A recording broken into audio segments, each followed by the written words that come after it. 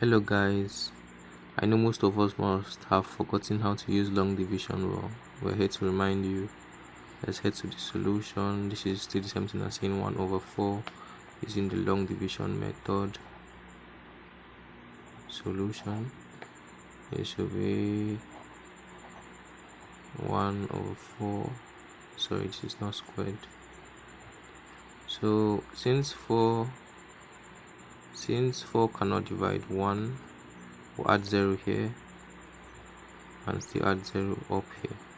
0.4 will go into 10 two times. Yes, 2 times remaining 2.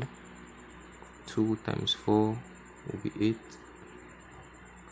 Minus this and you get your 2 back. 10 minus 8 is 2. 4 cannot divide 2, so we'll add 0 here. 4 divided by 20 is 5.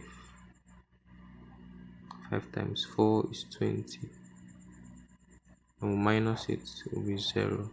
All bonds down to 0. This is your answer, 0.25. This is your remainder. This is your quotient. When you press your calculator, 1 divided by 4 is equal to 0.25. Let's take another example. 1 divided by 5. This will be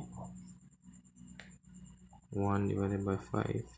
Since 5 cannot divide 1, we'll add 0. Same step. 5 will go into 10 two times. Sorry, we'll add 0 here. 5 will go into 10 two times. This will be 2. 2 times 5 should be 10. When you minus it, all bonds down to 0. This is your quotient. And this is your remainder. When you press your calculator, 1 over 5 is equal to 0.2. I will be doing the division of polynomials, the long division, in my next video. Kindly subscribe. Thank you.